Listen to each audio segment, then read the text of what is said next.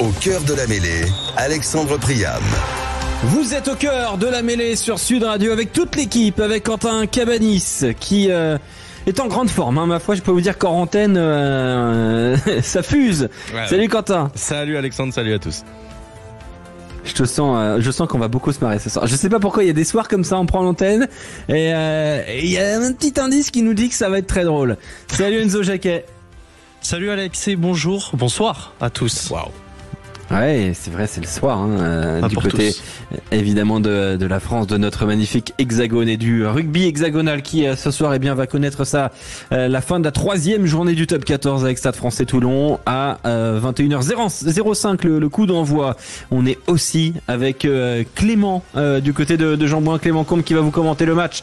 Ce soir, il n'a jamais eu une connexion aussi bonne. Dommage, c'est la voix qui va pas aujourd'hui. Salut. Salut à toutes et à tous. Évidemment, petite extinction de voix imprévu, je m'en excuse pour la radio. Imprévu. Il a dit imprévu parce que c'est incroyable. Les extinctions de voix. Non mais c'était pas prévu, mais écoute. Inopiné. Comme Roland Courbis à l'époque. Moi j'ai rien contre les contrôles antidopage inopinés, mais il y a des moments pour les faire. Voilà. C'est exactement ça. Du coup. C'est exactement ça. Non mais écoutez, on va forcer sur la voix pendant 2 heures, c'est pas grave.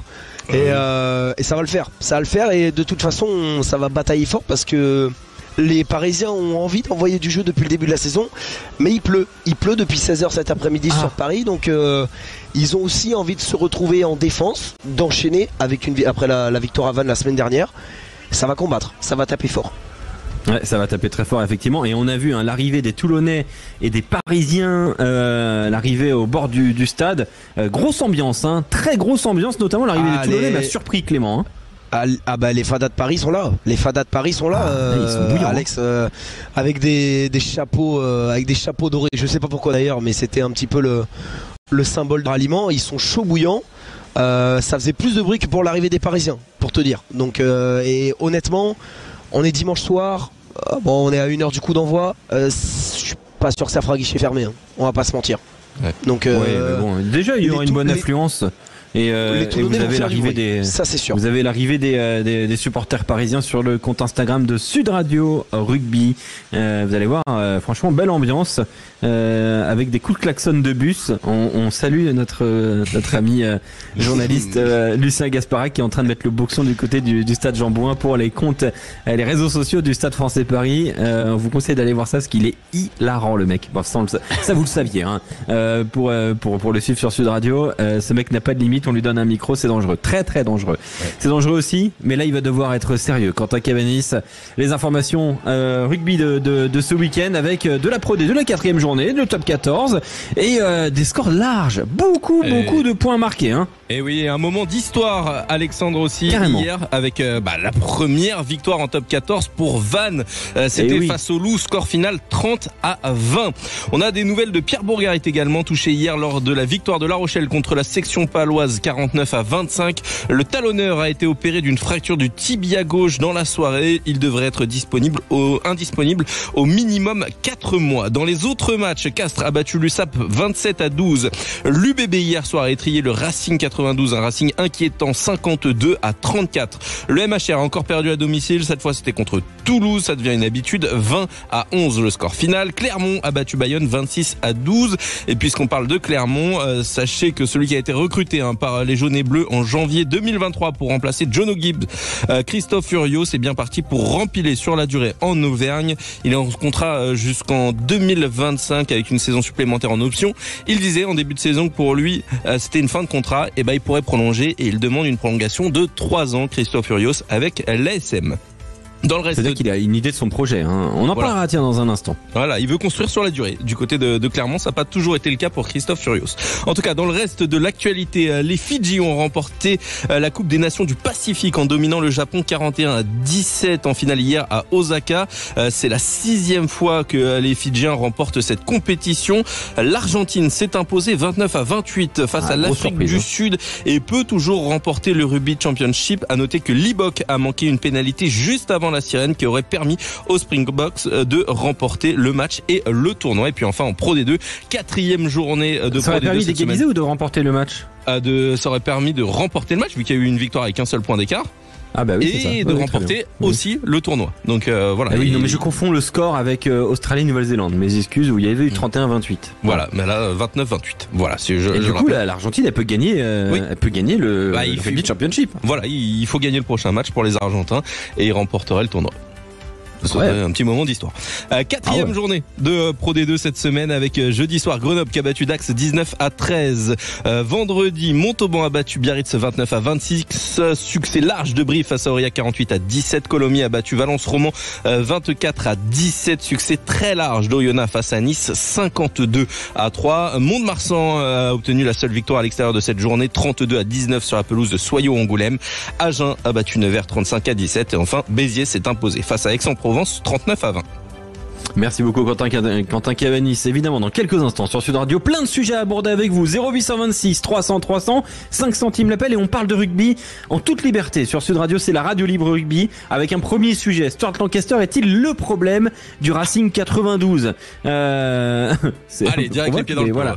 Voilà, les pieds dans le plat, ça y a pas de problème. On est là pour vous parler vrai sur Sud Radio. Christophe Furios a-t-il besoin de 3 ans pour faire passer son message? Il sera d'ailleurs l'invité demain soir des Vraies Voix du rugby entre 20h et 21h avec Anugé, Philippe Spanguero et François Trio. Invité exceptionnel demain, Christophe Furios. Et puis, on essaiera de déterminer quel est le grand enseignement de cette 3e journée du Top 14. Est-ce Vannes et sa première victoire en Top 14? Est-ce La Rochelle, très offensive, mais qui perd Bourgarit? Est-ce Perpignan, toujours vierge de tout succès?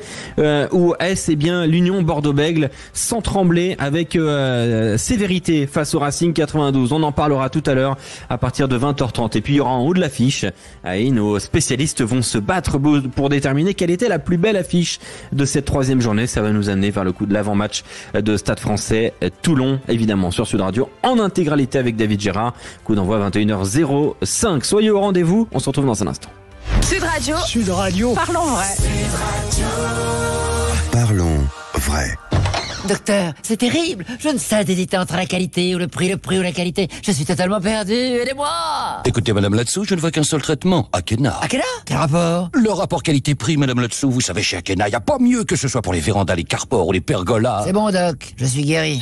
Akena, la reine des vérandas. Et les pergolas.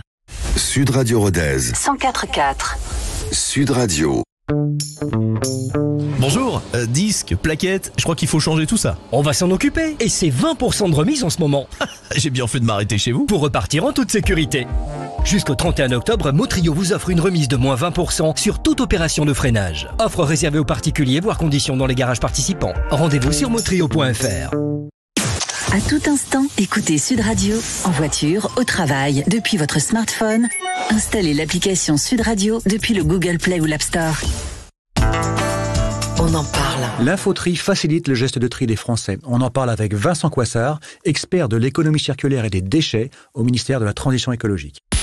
Sud Radio, au cœur de la mêlée, Alexandre Priam. Vous êtes sur Sud Radio, la radio du rugby. À n'en pas douter, on est avec Quentin Cavanis, avec vous au 0826 300 300, avec Enzo Jacquet, Clément Combe en direct du stade Jean-Bouin. On est avec William aussi, notre auditeur slash consultant slash animateur, le plus fidèle. William, bonsoir. Ouais, bonsoir à vous, bonsoir à tous. Et la connexion avec la Corrèze, c'est studio. Ah ouais, c'est extraordinaire, vraiment. William, c'est incroyable. Le mec, c'est un professionnel de la radio désormais, William. Comment ça va? Comment s'est passé ce week-end rugby? Super week-end rugby, riche d'enseignements. Donc j'ai vraiment hâte d'attaquer tous les débats et les sujets parce que de la première à la 14e place, on a eu des choses hyper intéressantes en fait à analyser. Donc week-end hyper riche. Et on va parler évidemment du Racing 92 dans quelques instants. Stuart Lancaster est-il le problème du Racing 92? Et puis on évoquera ensuite les grands enseignements de cette 3e journée du Top 14. Mais avant, de vilipender, Stuart Lancaster, écoutons ce que disait hier Max Spring, l'arrière, remplaçant d'ailleurs de cette équipe du Racing 92, qui était au micro de Nicolas Delage. Il était quand même un peu touché par cette défaite très large, 52-34. On l'écoute au micro Sud Radio. Un peu, non, très très douloureuse. Franchement, on s'attendait pas à se faire corriger comme ça. On a eu un petit passage à vide, même un gros passage à vide en première mi-temps, et après contre les joueurs comme ça, on voit que ça paye cash. Ils ont scoré très vite d'affilée, et puis après nous on a été loués en score. En deuxième mi-temps c'était mieux, mais bon le mal était fait quoi.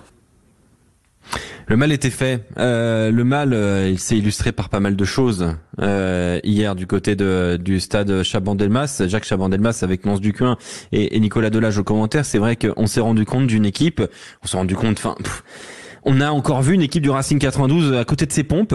Des choix surprenants quand on reprend la composition des équipes. Hier, moi je suis désolé, je mets quand même un gros point d'interrogation sur la titularisation de Sam James à l'arrière alors qu'il est 3/4 centre, de Dan Lancaster qui était titulaire au centre alors qu'il est titulaire en rugby amateur, et puis Tuissot va sur l'aile plutôt qu'au centre. Tuissot va sur l'aile à la place du centre, avec aussi bien la présence de Max Spring, parce que du coup on n'avait pas d'arrière de métier. Max Spring était sur le banc. La vraie question alors évidemment un peu provoque cette question, mais est-ce que Stuart Lancaster est le problème du Racing 92, William? Alors le problème, en tous les cas, il en fait partie. À partir du moment où on prend un entraîneur confirmé comme lui, ça veut dire qu'il y a un investissement énorme qui est fait en termes d'attente et puis en termes de salaire. Donc qui dit un CV aussi long que celui de Stuart Lancaster dit un salaire extrêmement important. Donc des exigences qui doivent être de très très haut niveau. Donc là, les questions elles se posent sur tous les sujets, quoi. Sur la composition, sur son management et l'envie d'amener les mecs, parce qu'il y a le côté rugby où bien sûr c'était catastrophique ce qui a été proposé, mais même en termes d'envie. On a un sport quand même où ça peut arriver d'être à côté de ses pompes sur le jeu, ça peut arriver d'avoir des joueurs, mais par contre de pas avoir envie de ferrailler, de louper un plaquage sur deux, et le plaquage qui est réussi il l'est qu'à moitié. C'est pas acceptable. Donc là, ce qui est relativement inquiétant, c'est que sur le jeu, on voit aucune évolution. Sur la préparation de l'équipe et l'envie de se battre, aucune évolution. Et ce sujet qui est la culture du club, quel est le jeu du Racing, qu'est-ce qu'il va nous proposer? Mais il y a rien de clair non plus. Donc il a quand même une part assez importante parce qu'il est le patron. Il est le patron, il est le décideur. Et si les clubs investissent autant d'argent, de temps, au choix du manager ou de head of c'est parce que derrière ils doivent assumer des choses relativement primordiales. Donc là c'est assez inquiétant parce qu'il n'y a pas beaucoup de solutions et on voit pas vraiment de changement. Alors la question globale, c'est Stuart Lancaster est-il le problème du Racing 92? Évidemment, c'est pas blanc ou noir. C'était un peu pour provoquer en vous un questionnement sur Sud Radio, mais évidemment, il n'est pas le seul problème du Racing 92. Restons d'abord sur les choix de compo. Les choix de composition. L'année dernière, on a une scène, à un moment, je me rappelle Quentin, où on a Max Spring qui est titulaire demi-mêlée, alors qu'il arrière, et avec Tristan Teder à l'arrière, avec Antoine Gibert à l'arrière ou Tristan Teder, mais en gros, régulièrement, on a des choix de compo qu'on ne comprend pas, absolument incompris. Toi, Quentin, est-ce que quand tu regardes la compo du Racing, semaine après semaine, est-ce que tu te dis qu'est-ce que c'est que cette histoire? Est-ce que ça t'arrive de te marrer en voyant la compo du Racing en te disant mais qu'est-ce que c'est? Il y a des fois où on se pose des questions forcément. Bon, déjà quand il y avait Spring en demi de mêlée, on se posait des questions, mais on se disait oui, il y a pas le choix, il y a la blessure de Le Garec, il y en a qui déçoivent, etc. Donc pourquoi pas essayer? Bon, on avait bien vu que ça marchait pas, que c'était pas son poste. Là, c'est pareil, il y a des questions qu'on se pose forcément. Alors peut-être que son fils mérite largement d'être dans l'équipe, mais quand les résultats vont pas, que tu vois qu'il y a son fils qui jouait à moitié en amateur, du moins qui a quasiment pas de feuille de match en professionnel avant d'arriver au Racing, tu te poses des questions. Forcément, ça va faire parler. Tu te dis que peut-être que le faire démarrer sur le banc, ce serait aussi enlever une pression à son fils. Quand tu vois James qui est centre normalement là, qui joue à l'arrière, tu te dis que Tuissot il est jamais aussi efficace que quand il est au centre du terrain et quand il rentre et qu'il amène de l'impact. Là, tu le vois sur une aile. Voilà. Mais bon, après le problème, c'est que si t'as 5 centres, tu peux pas mettre les 5 sur le terrain non plus en même temps. Ça, c'est un autre choix. C'est aussi peut-être un problème dans la construction de l'effectif où tu choisis de te surfournir au centre et peut-être de laisser un petit peu de monde sur le côté, sur les ailes, et que certains joueurs qui étaient là dans le passé, qui auraient pu prêter main forte cette année, par exemple. L'année dernière, hier soir, on a Nolan Le Garec qui met encore 2 essais, quand même. Nolan Le Garec 2 essais. Il passe une transformation, pénalité. Enfin voilà. Il a tout fait, Nolan Le Garec. Et on a la sensation que, bon, on vous le rappelle, si vous n'avez pas suivi, Nolan Le Garec va partir à la fin de la saison. Moi, il y a déjà Sia Colissi qui est parti, qu'on ne reverra plus donc du côté du Racing. Moi, je trouve que ces indices-là, plus les choix de Stuart Lancaster, si j'étais supporter du Racing, je serais inquiet. Toi, Enzo, tu n'es pas supporter du Racing 92, mais si tu l'étais, là, tu te rongerais les ongles? Voir partir Nolan Le Garec, évidemment. Je pense que n'importe qui a dans son club un Nolan Le Garec serait triste de le voir partir. C'est vrai que le projet du Racing, on sait pas trop où il va. Vers l'Angleterre. Ouais, mais... non, mais le projet, à la limite, qu'on ait du mal à l'expliquer, c'est un peu embêtant, mais ça reste des affaires internes. Moi, j'ai confiance personnellement en Laurent Travers pour gérer ça. Où il va. Moi, je pense qu'il sait où il va, Laurent Travers, parce que déjà, on sait qu'il est extrêmement compétent. Mais sur le terrain, quel est le projet général de cette équipe? Bonne question, j'ai envie de te dire, parce que vous l'avez très bien dit, on voit des mecs qui sont pas à leur poste, des Tuisova qui manquent grandement au milieu du terrain, qui sont des facteurs X. Et en fait, du côté de Lancaster, moi je prends ça un peu comme j'arrive dans une équipe, je vais vous montrer que moi je suis le meilleur, qu'il faut faire comme ça, que les autres avant avaient tort en gros. Et ramener son fils directement titulaire sur le terrain, c'est pas viable. Il était déjà pas titulaire en D2 anglaise. Donc faire ça avec Lancaster et mettre Tuisova sur l'aile, je trouve ça. Même pour lui, je trouve que c'est une hérésie. Mais totalement. Oui, après peut-être qu'il mérite aussi. On sait pas ce qu'il fait à l'entraînement, etc. Faut pas non plus tous. Non, mais il se met dans une situation. Il se met dans une situation où il y a de la suspicion et on se demande pourquoi ces choix-là. Mais c'est aussi dû au résultat. Il fait subir ça à son fils. C'est aussi dû au résultat, parce que si le Racing écrasait tout le monde et qu'il faisait jouer son fils, on dirait écoute, très bien, il a prouvé qu'il méritait d'être là. Là, pour l'instant, bon. Donc il met son fils dans un bourbier. Là, il le met un peu dans un bourbier. En plus, le pauvre hier, c'est lui qui fait une déboulettes dans cette rencontre avec un ballon qu'il n'arrive pas à réceptionner. Il est pas le seul, il est pas le seul, mais il fait partie de ceux qui sont passés à côté de leur match. Bon, après, visiblement, dans l'équipe, à part Le Garec, il y a personne qui a vraiment surnagé, même si Bodon a marqué encore un essai, que Woki a marqué contre son ancien club, mais pour le reste, voilà, c'est compliqué. Et il y a aussi une question que je me pose quand tu vois cette équipe. T'as Le Garec qui essaye de porter l'équipe, et après, t'as pas des Chavancy, t'as pas ces hommes-là qui sont les leaders de cette équipe. C'est aussi une question que je me pose. Il est sur le banc, par exemple, voilà. Tu vois, mais sur le banc. Oui, il est sur le banc, mais en même temps, il y a 15 joueurs à sa place. Tu vois?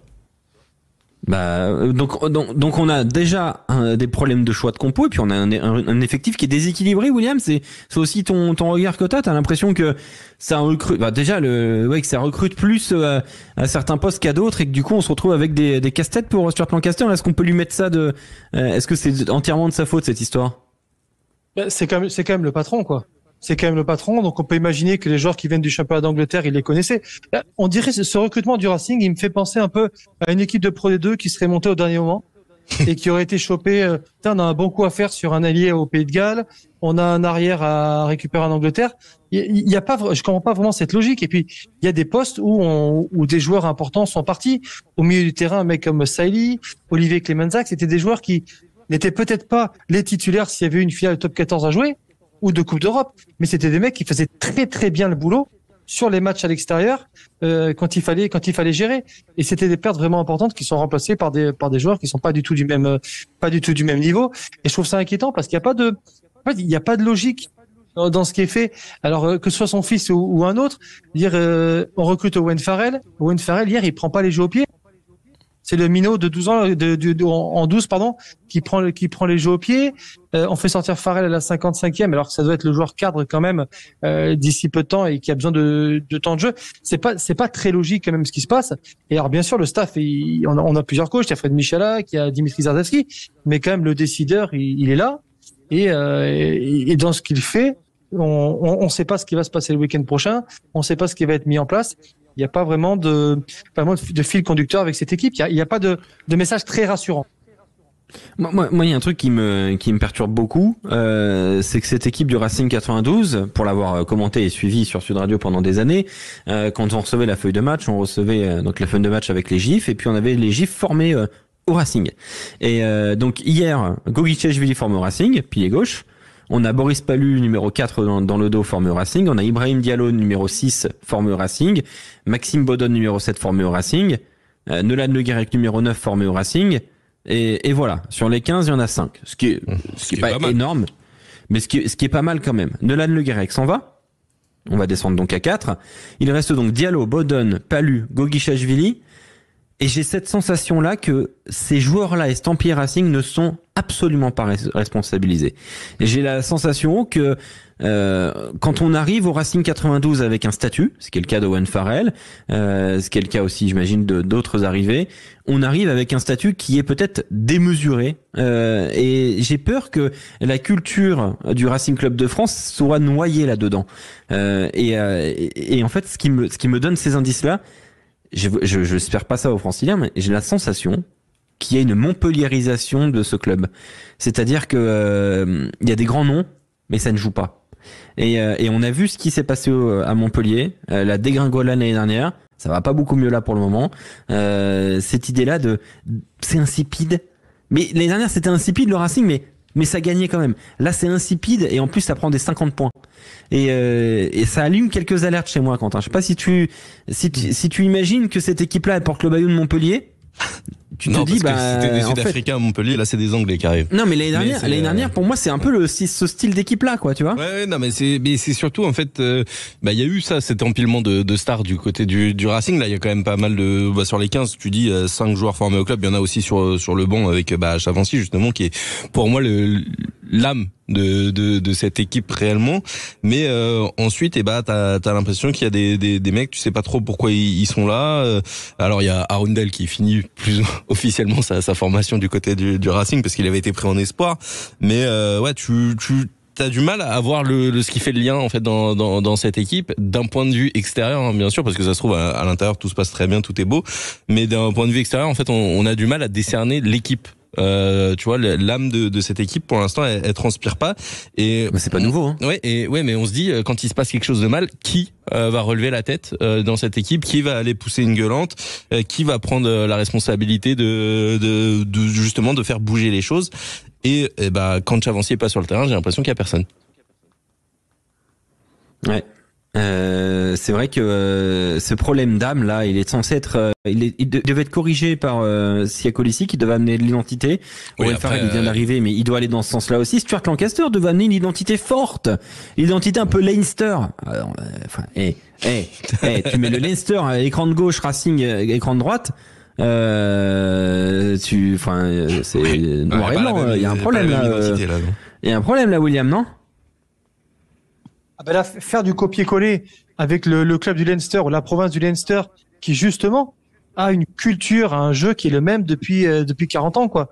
Donc c'est impossible à dupliquer. T'as pas du tout le même profil de joueur. Et puis il y a des joueurs, on a cité là Henri Chavancy, mais qui sont tellement importants dans ces moments difficiles. J'arrive pas à comprendre qu'on puisse se passer d'un compétiteur comme ça, d'un leader comme ça, et d'un mec justement qui lui est l'âme de ce club, qui au bout d'un moment, en tant que manager, il faut être capable de s'appuyer, se dire ok, peut-être que je suis le patron, mais je vais aller discuter avec ce mec qui lui va m'expliquer où je mets les pieds, l'histoire du club, quand vous avez gagné, pourquoi vous avez gagné, comment vous avez gagné, quel était le jeu du club à ce moment-là, qui étaient les mecs importants, et là il y a vraiment, là c'est pas possible qu'il y ait cette relation parce que on sent vraiment ce copier-coller de ce qu'il a fait ailleurs, mais avec un effectif complètement différent. Ouais, exactement. Si on prend là tous les secteurs, donc la construction de l'effectif, les joueurs, hein, parce que les joueurs aussi jouent mal, hein, enfin voilà, oui. Ils ont aussi leur part de responsabilité. Les adversaires de ce début de saison, je mets ça aussi en critère. Si on prend au global là, la faute de Stuart Lancaster sur 100 là, c'est quoi? C'est combien? Quel est le pourcentage? Quel est son degré d'implication dans ces mauvais résultats? Puisqu'on essaie de déterminer si c'est le problème du Racing 92. Enzo Jacquet, selon toi?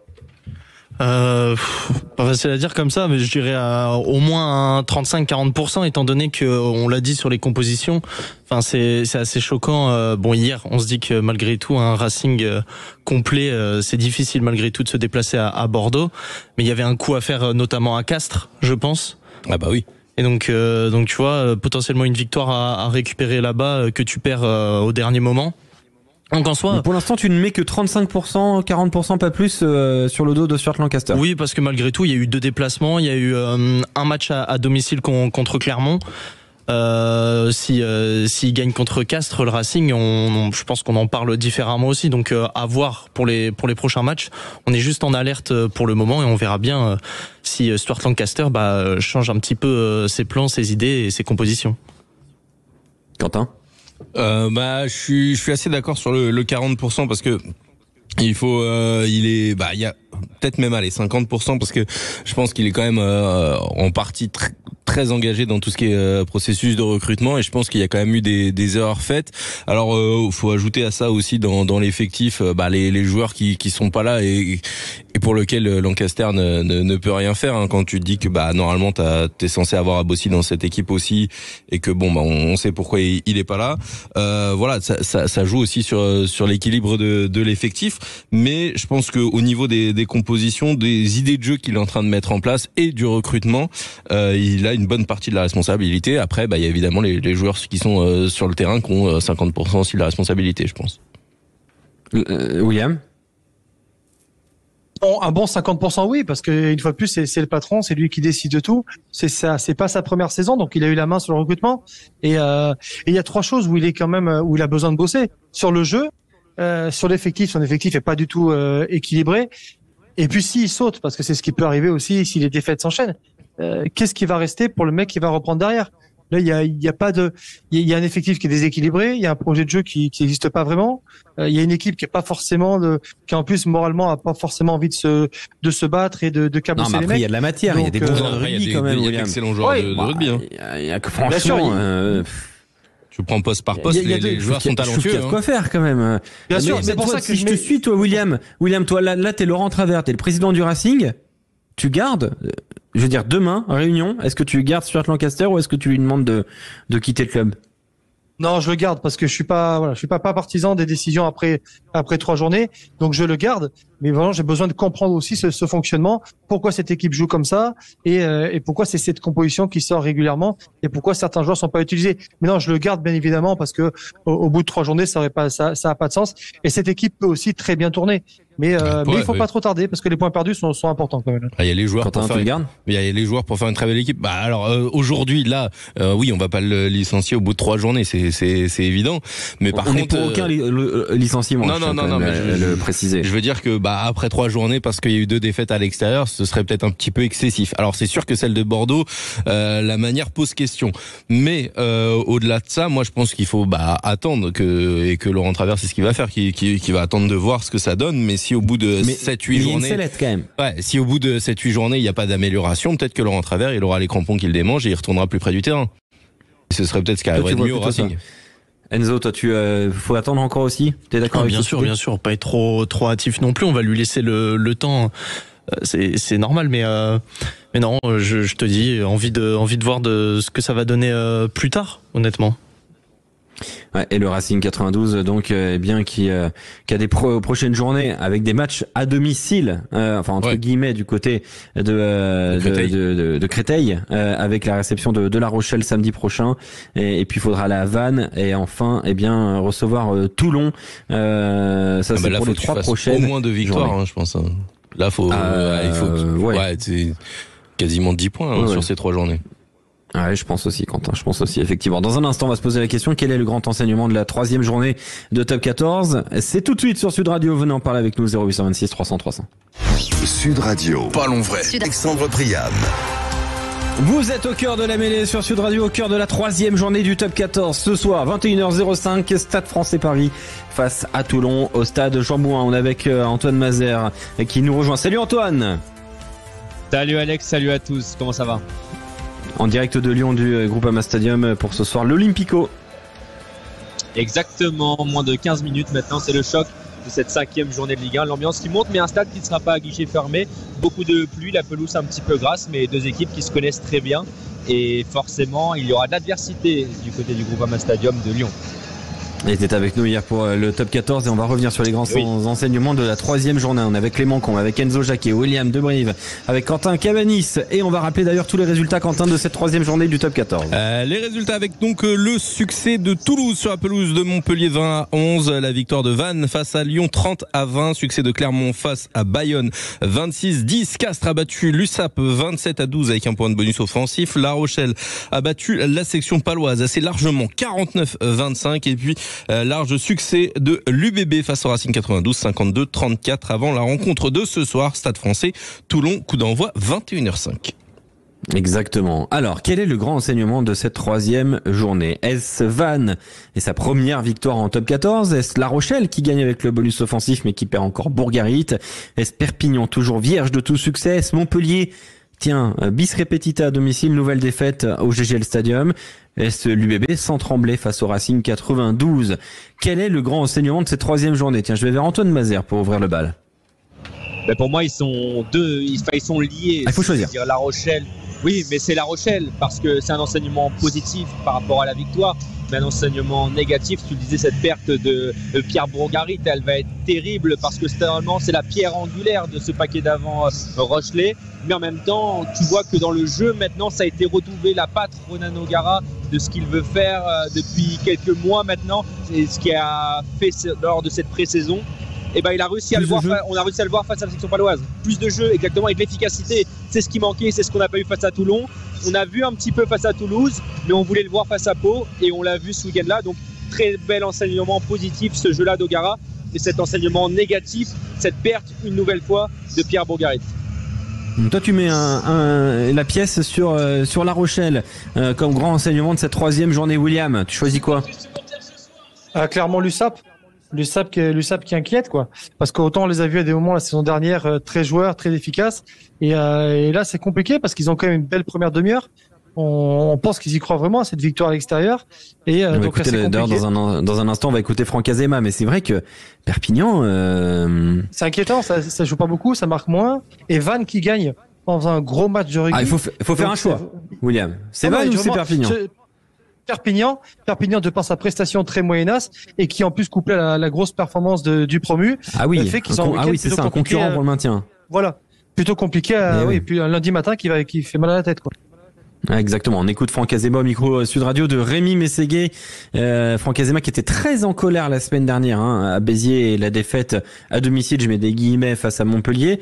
Là pour le coup, un peu moins colère chaude, mais on sent que ça va pas. C'est frustrant de rien ramener parce que sur les 30 dernières secondes, on prend en 2 minutes, on prend 2 essais. Ouais, c'est frustrant parce qu'on est dans le match à la mi-temps. Normal, on a le vent. En termes d'engagement, évidemment, on a retrouvé ce qu'on aime chez nous. Et là, je peux pas dire quoi que ce soit là de ce côté-là. C'était plutôt très bien. Il y a bien sûr qu'il y a encore pas mal de choses à mieux maîtriser. Et voilà, c'est comme ça, c'est l'effet de match, ça compte. Mais quand j'écoute là le discours de Franck Azema, il y a une bonne dynamique, il y a du positif, il y a quelque chose qui rassure. Est-ce que tu as ressenti ça, toi, William? Franck Azema, il a toujours ce discours où il est hyper rassurant, et c'est ça qui fait de lui un leader, parce qu'il panique jamais. Et là, ça fait que 3 journées aussi, donc voilà, être extrêmement négatif, c'est une défaite à l'extérieur. Attention, ça va très vite en Catalogne. 3 défaites. Voilà. C'est le feu. Ils ont aussi besoin de ça. C'est le Sud, quoi. Ils ont besoin de se sentir vivant et de se sentir un peu être dans la rébellion. Mais lui, il apporte ce calme. Là, il a fait un peu tourner. Il a pu revoir des joueurs aussi.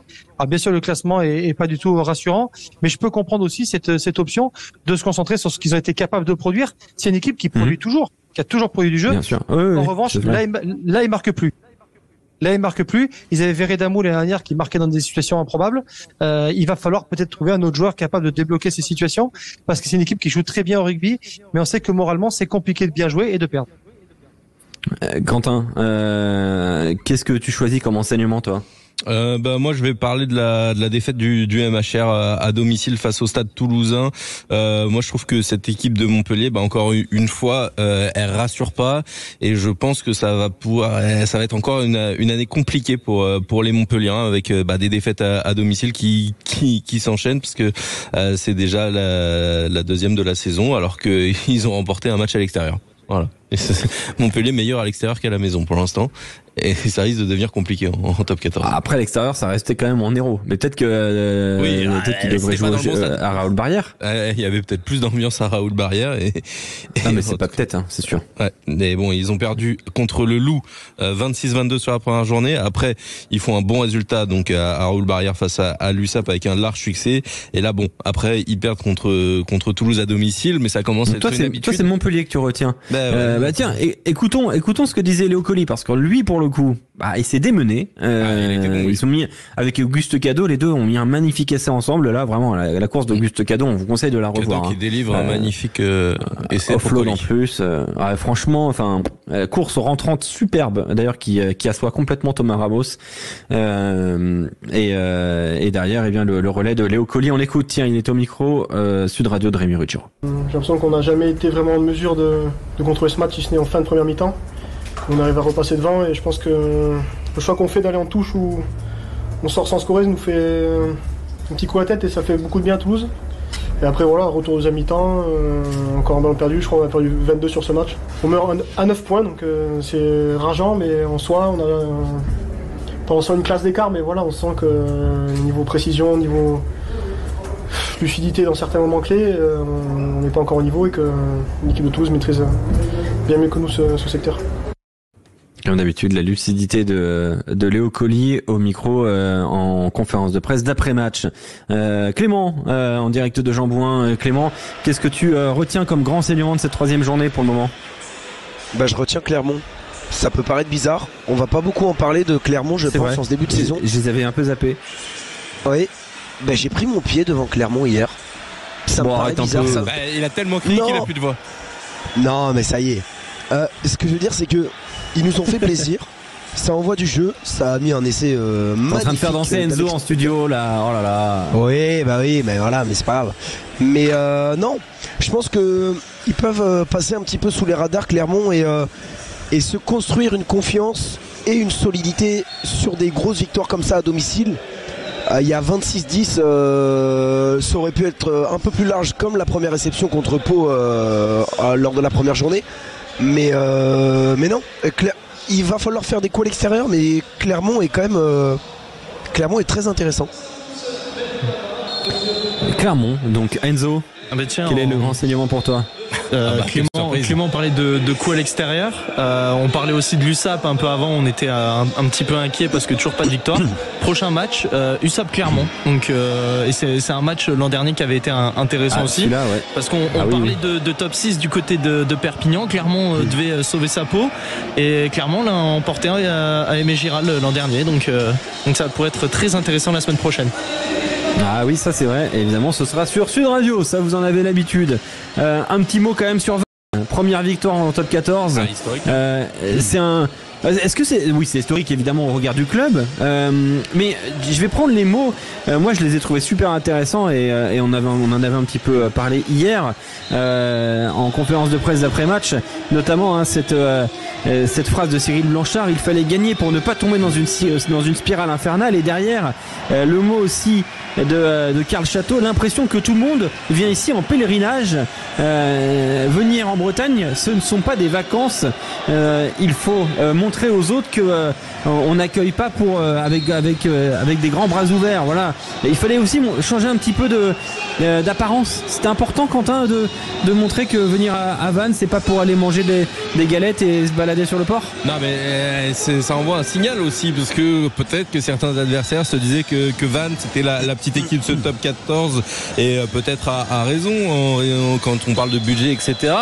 Mais ils ont montré qu'ils avaient toute leur place en top 14. Ça, personne n'en doutait, j'imagine, autour de la table, mais ils ont montré qu'il allait falloir compter sur eux tout au long de la saison et qu'ils allaient vendre chèrement leur peau et que voilà, ils n'allaient pas arriver chez eux en victime expiatoire et qu'ils vont se battre jusqu'au bout. Il y avait quand même eu des prémices de ce bon résultat la semaine dernière face au Stade Français avec un succès qui était pas loin pour les Bretons. Là, à domicile, alors bien aidé, il faut le dire, par Diniashvili qui relance complètement Vannes dans cette rencontre avec un essai casquette concédé par le Loup, mais ensuite les Bretons qui ont eu la force de caractère et la force aussi de tenir ce ballon pour aller chercher les 30-20 et même si les Bretons se deviennent plus adroits et plus efficaces dans la zone de marque, le succès aurait pu être plus large hier et pourrait être une équipe assez difficile à aller chercher à la maison. Et voilà donc pour les enseignements de cette journée de Pro D2, de Top 14 bien évidemment, de Top 14. Et il y a un moment fort, on va appeler tout de suite Philippe de Grenoble parce que c'est le moment d'en haut de l'affiche. Vous me voyez déjà en haut de l'affiche, en 10 fois plus gros que n'importe qui, mon nom s'étalait. Je me voyais déjà adulé et riche, signant mes photos aux admirateurs qui se bousculaient. J'étais le plus grand des grands fantaisistes, faisant un succès. Nouvelle version du jingle, a priori. Voilà, Quentin qui surprend. Mais c'est cool, c'est très bien. Voilà, Charles Aznavour en haut de l'affiche. Alors, les affiches de cette troisième journée de Top 14. Vous connaissez le système maintenant. Eh bien, nos spécialistes vont devoir faire des plaidoiries pour défendre quelle était la meilleure affiche de cette troisième journée du Top 14. Les affiches disponibles sont Montpellier-Toulouse, 11-20 pour le Stade Toulousain, Vannes, Lyon, 30-20 pour le RCV, le succès de Clermont bonifié face à Bayonne 26-10, de Castres, la victoire face à Perpignan 27-12, le succès bonifié de La Rochelle face à Pau 49-25 et de Bordeaux face au Racing 92, 52-34. Ils sont nombreux aujourd'hui à s'affronter. William, Clément, Enzo, Quentin, Antoine. Ça fait beaucoup. Et peut-être Rémi Dos Santos, mais j'ai l'impression qu'il est peut-être. Alors, il est un peu occupé. Il est un petit peu occupé. Donc on a quand même beaucoup d'adversaires ce soir et on a un juge qui est un habitué aussi de Sud Radio. Salut Philippe. Salut Philippe. Salut Alexandre, salut à toutes et à tous. Comment ça va ? Ça va très très bien, je suis très concentré pour juger tout ce qui va être dit ce soir et par les nombreuses interventions que je vais écouter avec. Je rappelle comment. Et à la fin, tu vas établir un classement en toute impartialité, bien évidemment. On notera que Quentin a vraiment appuyé le bonjour pour toi, Philippe.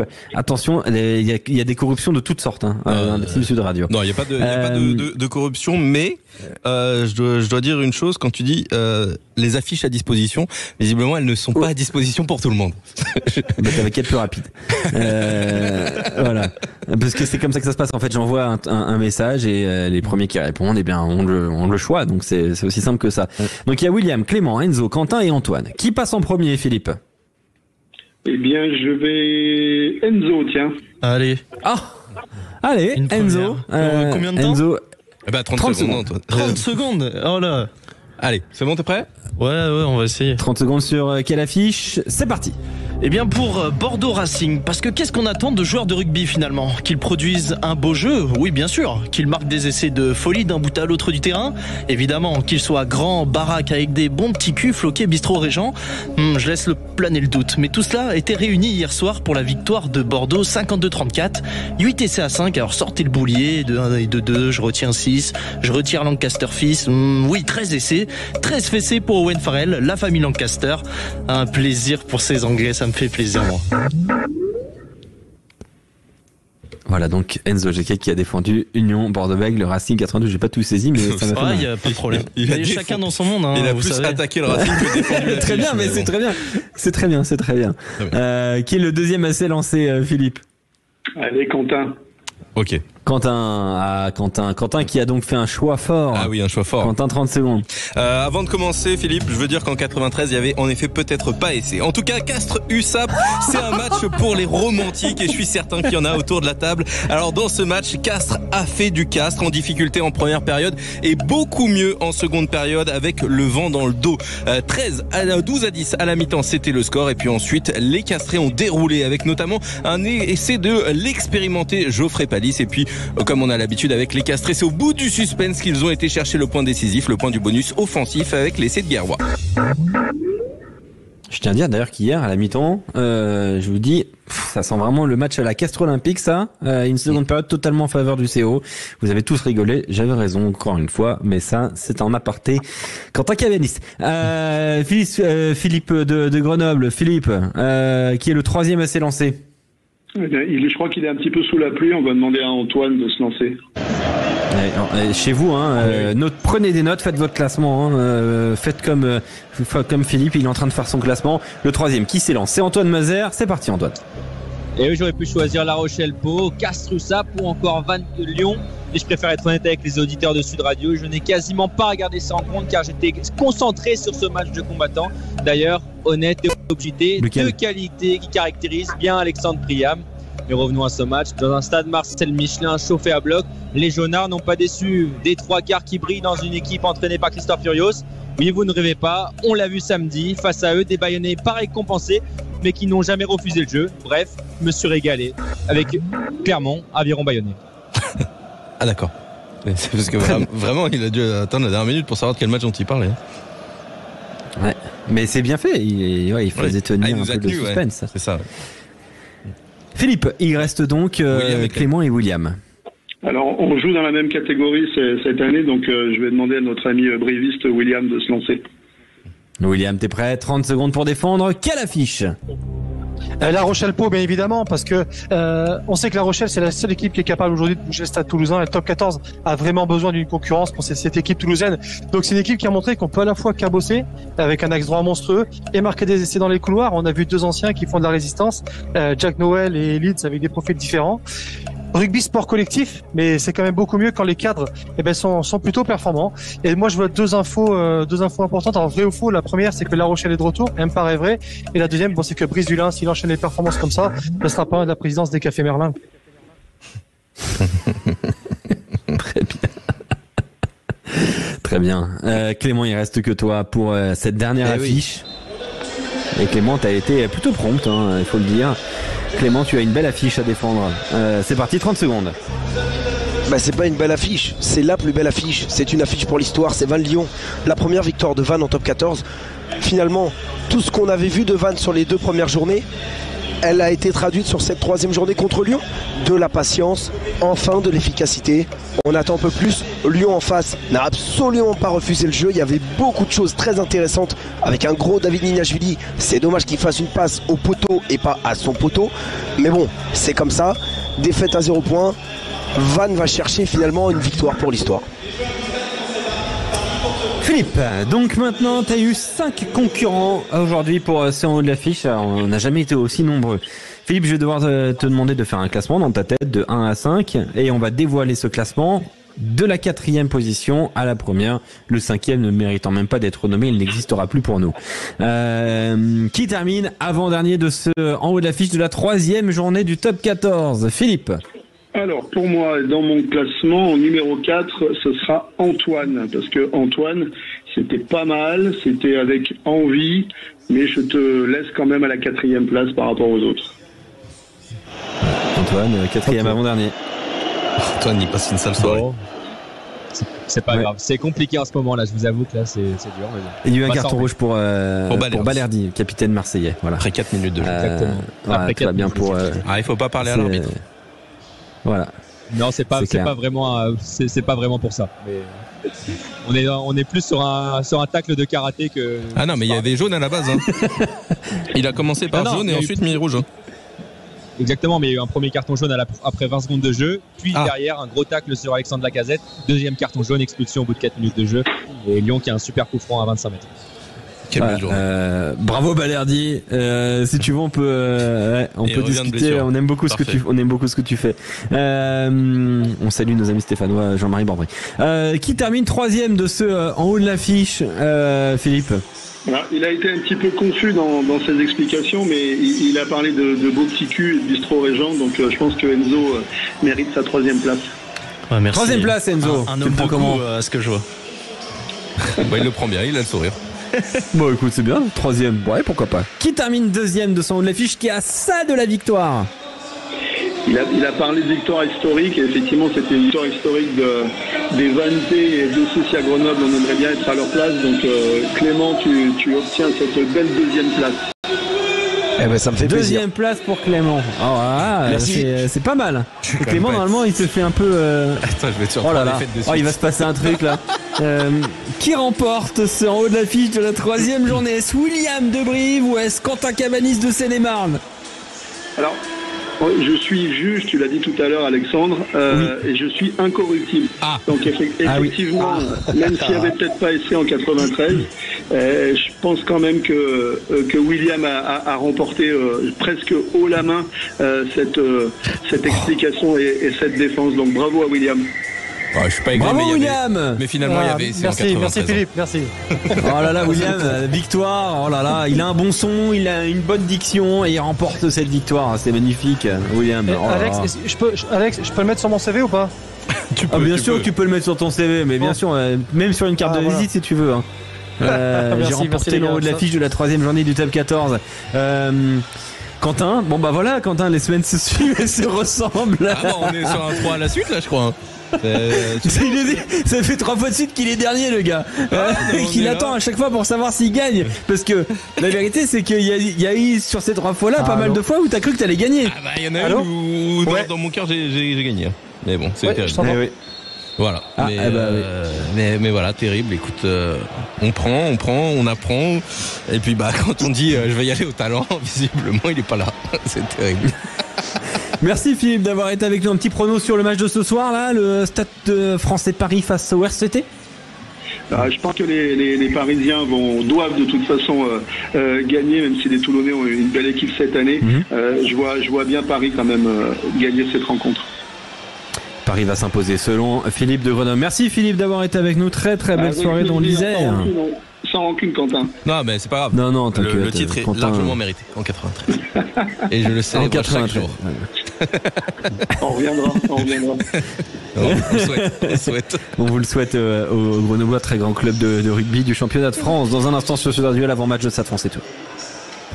Sud Radio. Sud Radio. Sud Radio. Parlons vrai. Sud Radio. Parlons vrai. Sud Radio. Parlons vrai.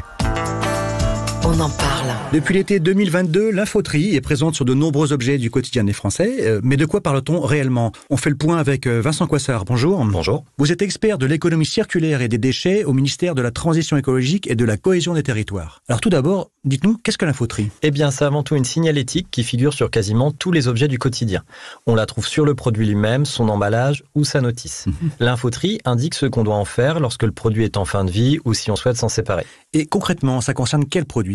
Eh bien, l'infoterie en cours de déploiement sur les vêtements, les articles de sport, les jouets, les smartphones, mais aussi les articles de bricolage et même les meubles. Donc si je comprends bien, l'infoterie est sous nos yeux et facilite le geste de tri. Exactement. Les pouvoirs publics ont voulu simplifier le tri pour qu'il n'y ait plus de doute. Et aussi pour donner une seconde vie à nos produits grâce aux dons, à la réparation ou au recyclage par exemple. C'est très important et surtout très utile. Merci Vincent Coissard. On en parle. Ceci est un message du gouvernement. Plus d'informations sur quefairedemesdéchets.gouv.fr. Sud Radio Marseille 95.1 et en DAB+. Sud Radio. Sud Radio, au cœur de la mêlée, Alexandre Priam. Vous êtes au cœur de la mêlée, au cœur aussi de ce stade Jean Bouin qui accueille ce soir un grand rendez-vous, le Stade Français Paris face au Rugby Club Toulonnais. On est avec William. William, ton pronostic pour ce soir? Le Stade Français de peu. J'espère que ce sera un bon match de rugby quand même, qu'on va pas s'ennuyer.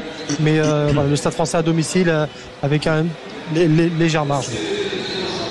Légère marge donc, un score précis? Oula, on va réessayer. Je mettrai quand même le point de bonus défensif à 20 à 15. Voilà, 20 à 15 avec un score assez serré quand même. 20 à 15 donc pour le Stade Français Paris. Merci William d'avoir été avec nous. Merci à vous, belle soirée. De t'avoir sur Sud Radio et bravo pour cette victoire dans le haut de l'affiche. Tu vas pouvoir pavaner toute la semaine là. Je sais pas si et tu remettras ta victoire en jeu puisque un titre ça se défend. Avec grand plaisir. Et ça c'est pas évident de le défendre. On est toujours avec Antoine Mazer qui nous tient au courant s'il a envie des buts du côté de l'Olympico au Groupama Stadium. Toujours 0-0, il n'y a pas de but inscrit? Non, mais ça chauffe sur la cage de Rouly, le gardien marseillais, parce que, comme on le dit tout à l'heure, Léo Balerdi a copé d'un carton jaune un carton rouge après 5 minutes de jeu. Et donc les Lyonnais qui attaquent, qui tentent d'attaquer devant le virage là et qui ont un coup franc une nouvelle fois. 13 minutes de jeu, toujours 0-0 entre Lyon et l'Olympique de Marseille. Mais ça chauffe sur la cage des Marseillais. Ah ouais, on suit ça, l'Olympico de la Ligue 1. On est avec Clément Con, Enzo Jacquet, Quentin Cavanis, Clément. C'est un grand rendez-vous ce soir. Ça a été vraiment bien amené, je trouve. Gros travail de communication de la part des deux clubs. Et justement, Quentin, on rappelle, c'est le trophée Dominici qui est remis en jeu lors des confrontations de ces deux équipes-là. Et il y a eu beaucoup d'émotions cette semaine sur les réseaux sociaux. Ouais, je vous propose d'écouter l'hommage justement qui a été fait par les deux clubs à Dominici. Domi, aujourd'hui nos deux équipes se rencontrent. Toulon et le Stade Français se retrouvent pour un affrontement dont tu as été le trait d'union de nombreuses saisons. Un match qui portera ta marque à tout jamais. Sur la rade ou dans la capitale, les gens se rappellent de tes débuts à Solliès-Pont et La Valette, de ton explosion à Mayol. Les gens se rappellent de ces jambes qui faisaient des différences et ces boucliers de Brennus portés à bout de bras au Stade Français.